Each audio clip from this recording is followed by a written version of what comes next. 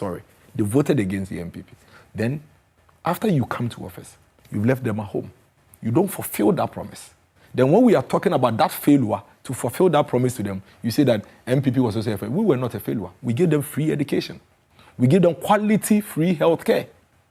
We were not a failure. We gave over 120,000 young Ghanaians jobs through the one district, one factory. We were not a failure. Despite of course, all that, people decided that, no, we have... Perfect. That is why we don't discuss us. We are out of government. The microscope is on you in office. And that is why I disagree with you that when the NDC fails and we are calling them out, anybody at all will come and say, both MPP and NDC, MPP is not in power. It is not both of us. They are a failure. We are not. We can count, even in our first 12 months, clear-cut legacy interventions that we brought to this country. This government is in their 20th month, thereabout. Can you tell me one monumental thing this government has brought to change the lives of every Ghanaian everywhere in this country? None, zilch. Other than showing us macroeconomic indicators that have zero bearing on the microeconomy. The people suffer. We see sexy figures on paper, and everybody is struggling. Today, this morning, some of your employees in this office had to wake up at 2 a.m. before they could travel from Media to get to the office at very high cost. Transport cost from Circle to Kumasi, which was 90 Ghana cedis under the failure or failed MPP. Today is 120 Ghana cedis under this government. So the MPP and NDC are not the same. One of the NDC is a failure. The NDC is a failure. This is trending on social media space by Denis Aboagye. I want to share video for your WhatsApp area. Check out your comment section straight to the news. Now, you would want to imagine the story behind this very headlines. Now, you would want to also dive deep a bit into that man Komodia, Denis Aboagye, or the analysis of that to pay. But now, in fact, them shared the very introduction to there. He came prepared, well prepared. So the NDC said that was Sammy G. MPP so back or Denis Aboagye. But Denis Aboagye will come with so much of surprise that the pushback is going to be real. And as at this time in the crowd, Afenyo market saying so much of support from Denis Aboagye on ye easy. Now, about the see that one took some other friend, Denis Aboagye, church and give about Ghana economy, microeconomics, macroeconomics, or church and your brofaka, such as them rabbi, and before, young papa forward to win in Ayata, say to this yard. But I'm not saying that be all. And no corner one can't charm for it, and will fear and I will feed there. Party be your bundle, Wobberson a crano. Party not on your papa. But Sabi, give baby or answer into that. It is a answer what a cobina sama. Watch it, it's your phone when son, I was actually what they also say, actually, NDC for one casewa. One more Adam, one majam heaven, Pukajam one away. And so heaven, ye also no way. No boss as no ding no go, but it turned it for one asama. Or the Masabi. The more put the mobile bibia. Also, that man come out with it into the baby on which you will know.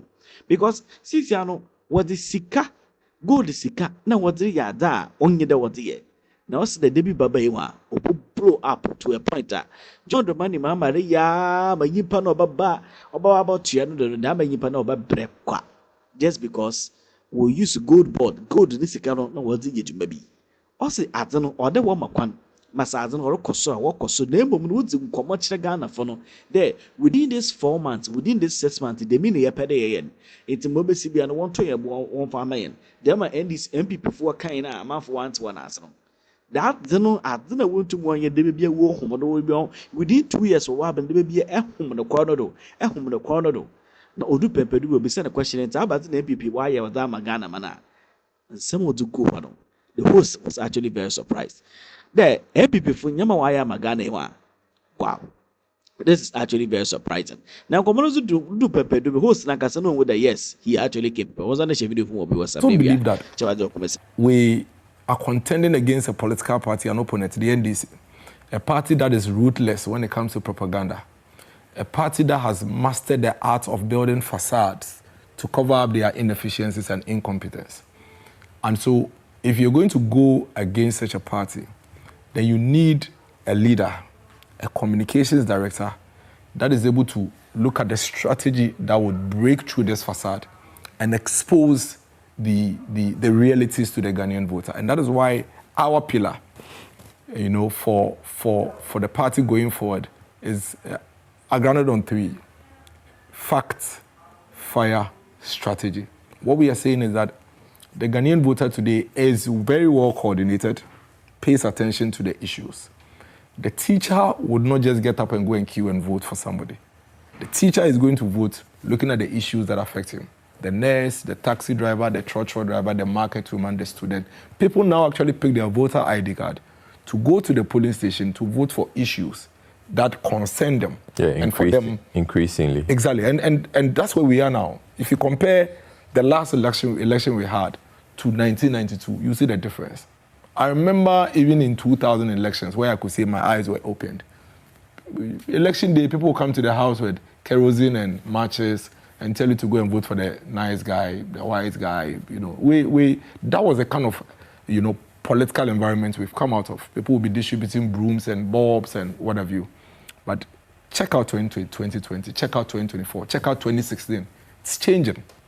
People are now beginning to ask the questions and they demand answers. And when they get the answers, they run the comparatives to check between the MPP and NDC, which one was best served their interest.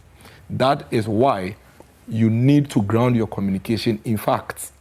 So that when the person is listening, the person is just not listening to the noise, but is able to pay attention to the facts that you're espousing. Yeah. And that will inform his decision. Right. That fact is not enough if it's not driven by passion. Okay. And that is why fire is extremely important. You need a comms director that is able to build the passion or get the passion out of the communicators. Then strategy. Like I said, propaganda-driven government, propaganda-driven NDC. We need to be able to get the right strategies to break through this propaganda and get the voter to listen to us. Okay. You talked about the fact that you were communications director for the campaign, the 2024 campaign. But I also heard you say that you saw the gaps. What are these gaps? So, you know, I get that question a lot, but the fact of the matter is that the opponents are watching. You understand? The NDC is watching. These gaps are gaps for our strategy room. It's gaps for our leadership. Clearly identified, clearly isolated, with recommendations to deal with them. But it's not in my place to put them out on TV. There are obviously some that it's obvious to everybody else. Which are those ones? Well, I wouldn't know, but clearly... It may not be obvious to my opponent, and I don't want to remind or draw my opponent's attention to it. I don't believe... so if you can give me an example. I don't believe you're going to think that they are that naive about it. Well, I don't know. I can't preempt it. I can't assume for them. They may be probably looking at other things that is not what we are thinking, you understand? I mean, if I'm competing with you, you may assume what my weaknesses would be. But for all you know, those are not the weaknesses. Those are probably things that I intentionally decided to let you identify them as such. But then, so I would not be able to publicly put but then, as communications director for the campaign, if you saw the gaps and you let the gaps impact you, why are you now coming to say, you want to deal with the gaps? So you see, why didn't you deploy that same strategy back then? So you see, when an organization or even multimedia, every year I'm sure you go for your retreat, management meetings to review the previous year. When you do your review in 2027, surely you are going to identify gaps in 2026.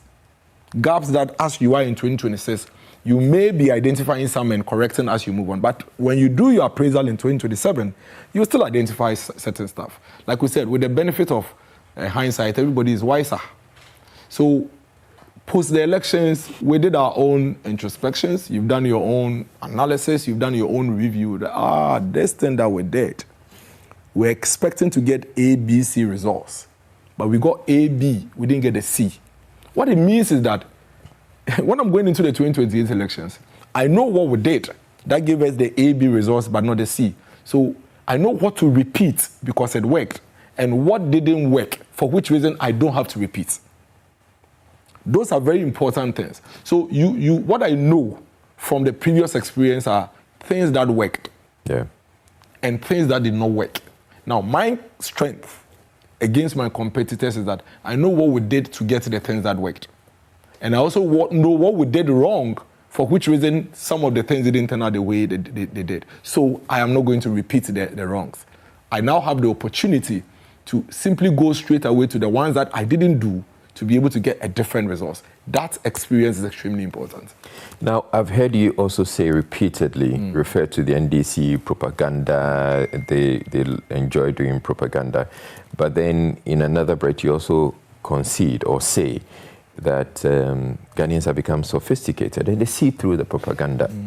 So it's not so much, it's not about how much propaganda one does, it's about what the people believe and what the people have seen and experienced for themselves. That's not entirely correct.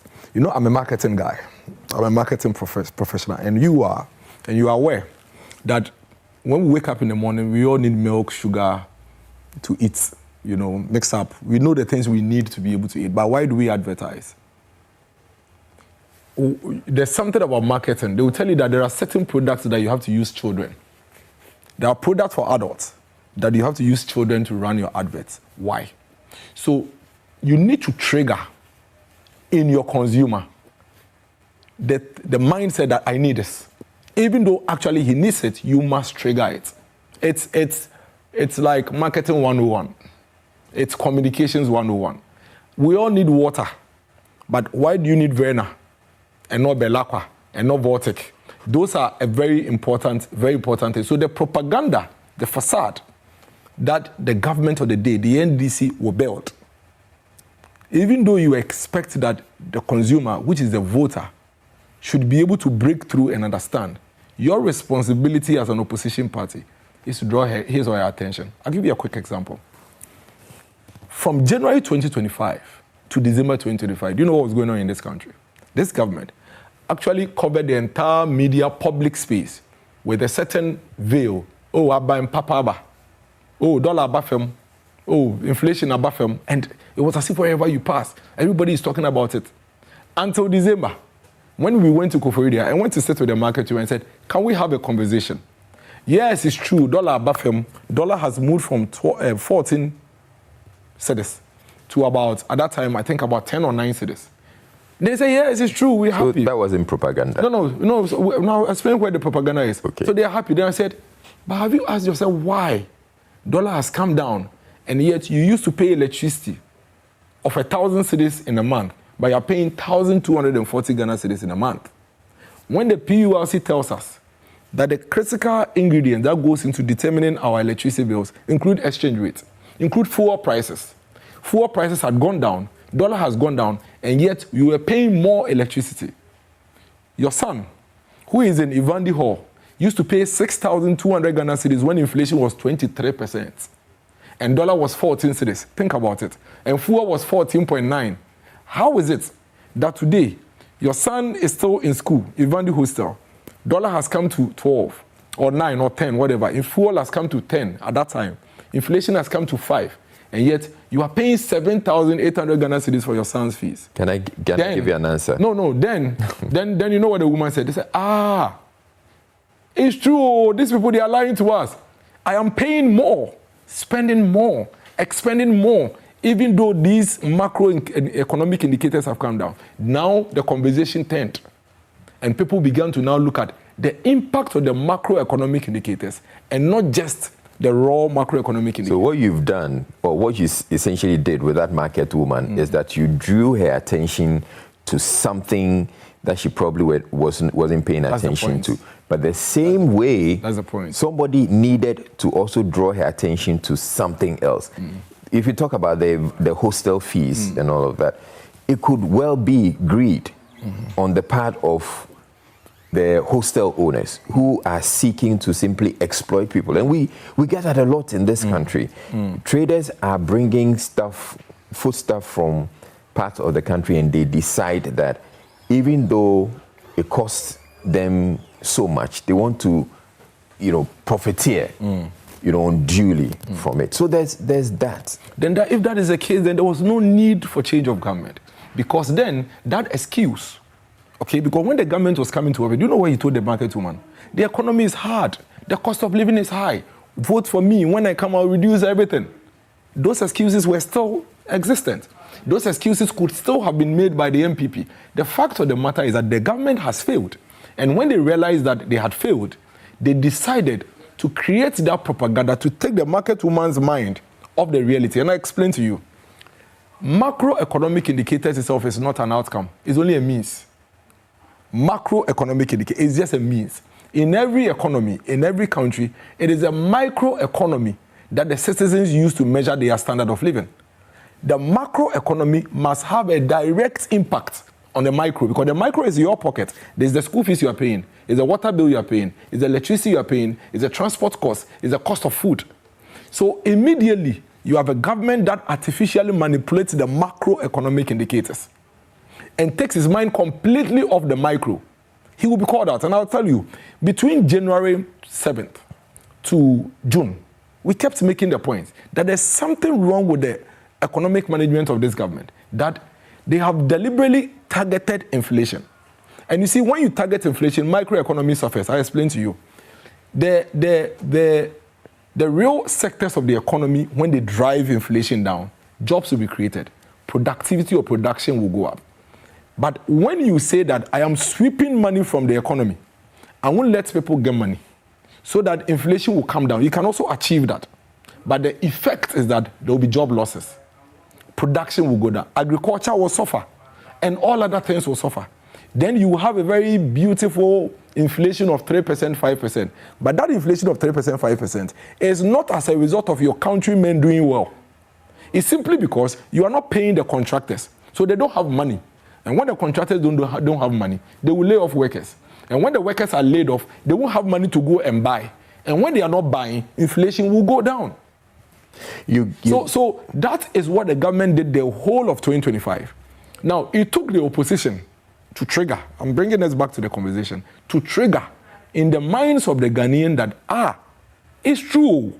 You came to tell us that fuel price, exchange rate, inflation are the main drivers of utility cost.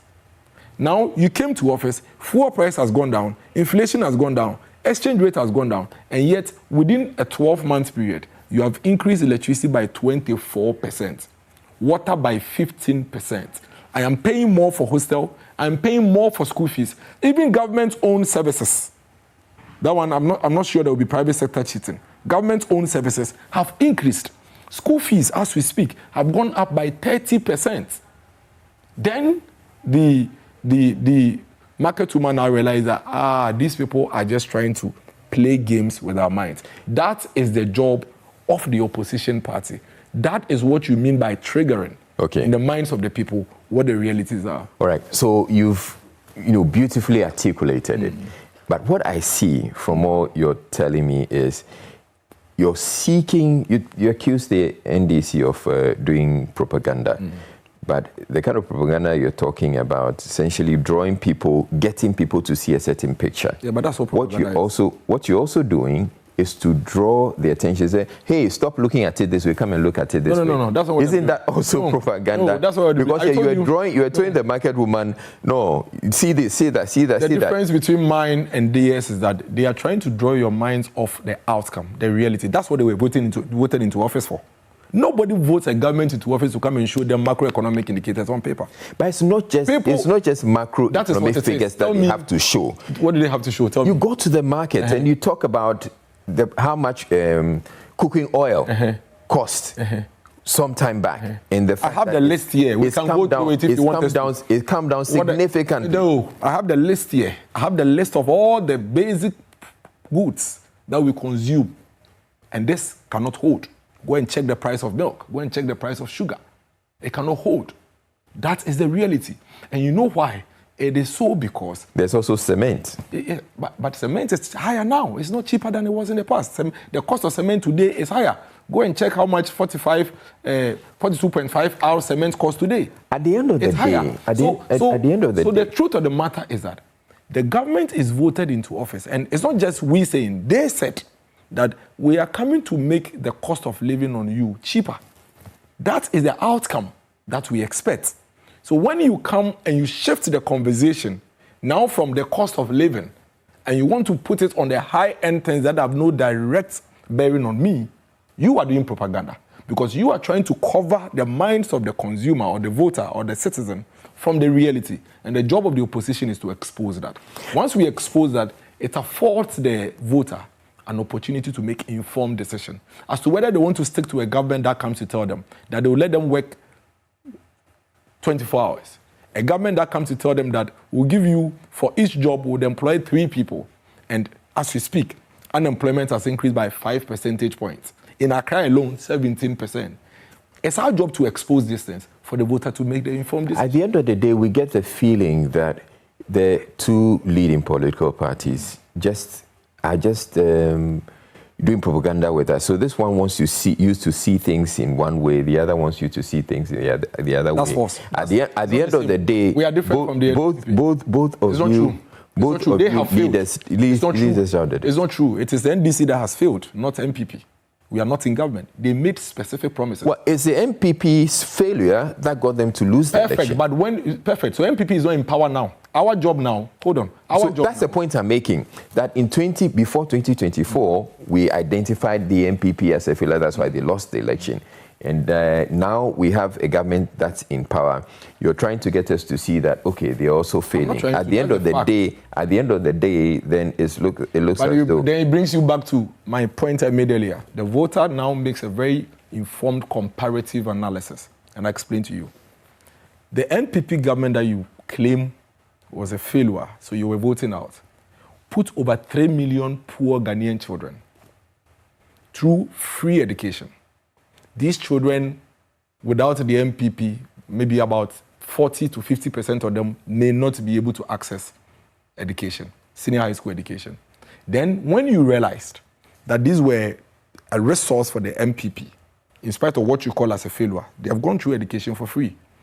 You came to promise them that, I don't see why you are poor and you go through secondary education. And then when you get to university, the same poor person, you have to go and look for money, go through a lot of stress before you pay for your first year admission fees. For which reason, most of you, after secondary education, you drop out. Because of that, go and vote for me. Vote against the one that gave you free education, free. You paid nothing. Vote against him.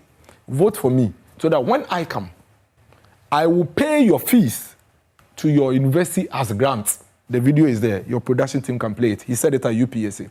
And that you don't have to pay anything. We call it no stress fee for level 100 students. All you have to do is get your admission, pick your bag, and go to school. I will pay the fees to your universities as grants. These 3 million students, these poor children, even though had benefited from the MPP that you call a failure, thought that, I didn't call it. I'm just making a point. When I say you, I'm not talking about you. A failure. Don't worry. When I say, the electorate went to when I say you, I'm not picking. I'm just saying. Then they went to vote for the NDC, hoping that, I'm sorry, MPP, you gave us free education. We are happy, but we have to continue. And when I look at the two of you, the one that is giving me free for the next level is this guy. So I'm sorry. They voted against the MPP. Then, after you come to office, you've left them at home. You don't fulfill that promise. Then when we are talking about that failure to fulfill that promise to them, you say that MPP was also a failure. We were not a failure. We gave them free education. We gave them quality free health care. We were not a failure. We gave over 120,000 young Ghanaians jobs through the one district, one factory. We were not a failure. Despite all that, people decided that, no, we have... Perfect. That is why we don't discuss us. We are out of government. The microscope is on you in office. And that is why I disagree with you, that when the NDC fails and we are calling them out, anybody at all will come and say, both MPP and NDC. MPP is not in power. It is not both of us. They are a failure. We are not. We can count, even in our first 12 months, clear-cut legacy interventions that we brought to this country. This government is in their 20th month, thereabout. Can you tell me one monumental thing this government has brought to change the lives of every Ghanaian everywhere in this country? None, zilch. Other than showing us macroeconomic indicators that have zero bearing on the microeconomy. The people suffer. We see sexy figures on paper, and everybody is struggling. Today, this morning, some of your employees in this office had to wake up at 2 a.m. before they could travel from Media to get to the office at very high cost. Transport cost from Circle to Kumasi, which was 90 Ghana cedis under the failure or failed MPP. Today is 120 Ghana cedis under this government. So the MPP and NDC are not the same. NDC is a failure. One of the things that the NDC can point at right now as we speak is on the front page of the Daily Graphic, the fact that they paid 10.8 billion to the bond DDP. You are bringing me to the same thing. Let me tell you something. One. But the people will get paid. Wait. Let me tell you something. One. DDP is not only an MPP cost, MPP burden. DDP is a accumulation of all debts, whatever it is that the state was, holding, which was not just an MPP. It was under the MPP government. Any government that was in office in 2026 will pay DDP this year because that is the agreement or contract that the MPP government signed with them. It is that DDP that gave this government the room to be able to call out all these macroeconomic indicators that they are calling out. So if I'm living at Latte, I haven't eaten, I'm paying high electricity bill, I don't have a job, I can't pay school fees, you have increased school fees by 30%, and you tell me that this morning what you have done for me, that I don't hold any bond with you, is that you have paid DDP. By miracles, it's not as simple as that. No, it is. The DDP, it's as simple as that. When it's paid or when it's not paid, or when people have monies with government and they can't get their government, there are people who depend on them, and the money trickles down. To where? It trickles down to even the cocoa seller. To where? Because there's somebody who was expecting that this person who holds a bond would be paid. Once the person is paid, that money, that person also pays me, the cocoa seller. But if the person doesn't get their money, then me, the cocoa seller. These are the big English that we use to confuse the. No, it's not big. I'm relating it straight to the cocoa seller. Pause it there. Today, as we speak, people are buying government bonds, treasury bills, even with DDP still there. People are buying government bonds. DDP, government bonds, these are money market business that is recurrent. Every year we are doing it. Even with DDP in 2024, we're still doing treasury bills and people are still buying it. I am telling you that millions of Ghanaians that you were voted into office for to come and introduce life-changing policies. And you are telling me that for 20 months, what you can show me for is DDP bonds that you pay. I'm just saying it's just one of them. Mention, but that's the main one you could mention. No, this morning, and I'm talking about this morning. That you've paid bonds. That you've paid bonds. Which government doesn't pay bonds? Which government? Even the MPP started paying DDP before we left office. No, but the DP. So you talk about which government doesn't pay bonds. MPP started paying bonds before we left office. The bonds that couldn't be paid at the time, for which reason we had to. I am telling you that MPP started paying bonds when it was restructured. We started paying these things. You see, the DDP has been structured every period, and when at the time it was structured, there were people who were expecting to be paid. Investments are always structured. If I go and buy... At the time, they were expecting to be paid. They couldn't get their money. So you're saying that today, if I go and buy a fixed deposit with SGSSB for 90 days, and then SGSSB or myself, we are partners. So maybe I decide to roll over. Or SGSSB decides that, it's 90 days, but we cannot pay you. This is not a rollover. No. That is what DDP was. DDP. People were expecting to be paid. People were expecting to be paid. DDP was. Government comes back and says, okay. And I'll pay you later. I can't pay you now. I'll pay you later. Because the economy is in shambles. And so I'll pay you later. Yes. And now you are paying him. You are saying that is the policy? At the time, they needed the money. Yeah, but you are paying him now. No, I agree. Yes. But you are saying that because you are paying him now, that is your achievement. No. For me, that lives in Latte. No, does he have a job? I'm saying right now, this morning, that's something they can point at. What are you talking about? But the MPP 8 years in office was paying government bonds. DDP is just government bonds. That is what it is. DDP is government bonds. And the MPP, NDC, CPP, whoever from Rollins to President Kufuor, to John Mahama #1, to Akufo-Addo, everybody paid government bonds. You see, why would any serious government that had a manifesto, in their manifesto or in their promises, do you know what was in when it comes to the financial sector? We'll restore the licenses of the banks that lost their banks.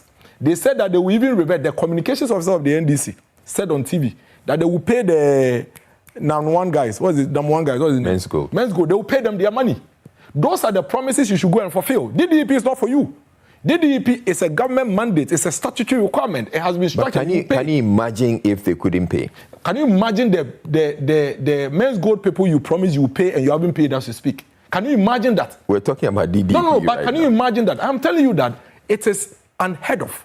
I am shocked that for a government, your achievement is that you've paid government bonds, which you will pay anyway. Every government pays government bonds. Every government. It could be 90 days, it could be 365 days, it could be 182 days, it could be 5-year bonds. But you appreciate that it's also a failure if you don't pay. But you see, again, it is mediocre. If the government's achievement is paying the statutory bills that they are supposed to pay, because every government pay, it has impacts in the economy. Every government pays bonds. So if that is what you are calling as your achievement, that you failed us, every government pays. Even the MPP that did the DDEP started paying these bonds. They started. Israel, the point is this. There is no way out that this government can point to any significant performance. In fact, every aspect of the economy is gotten worse. Education is worse. The fees the parents cannot afford. The cost has gone up. Both the residential fees and the academic fees, they've all gone up. Health.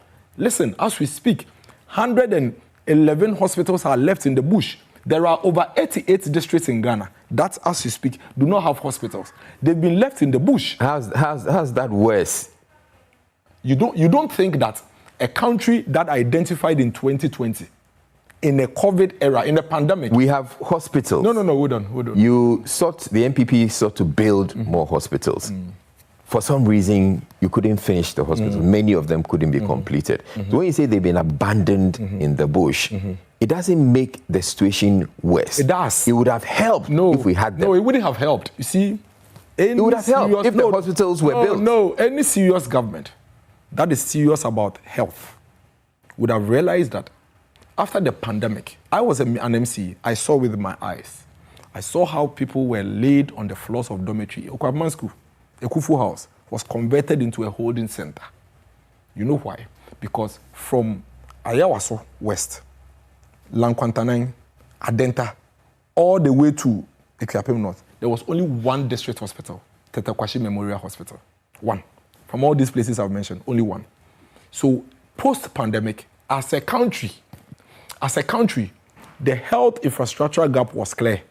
So it was commenced. It was started. And it's a great thing. No, hold on. But why then didn't you finish? See, again, that is the problem. If you start constructing a hospital in 2020 and you don't finish in 2024, and the government comes into office and say, I am working, and we ask you, what have you done in the health sector? And it doesn't include you providing Adaklu people with their district hospital, which is at the roofing level. You have failed. Not the one who built it to the roof level.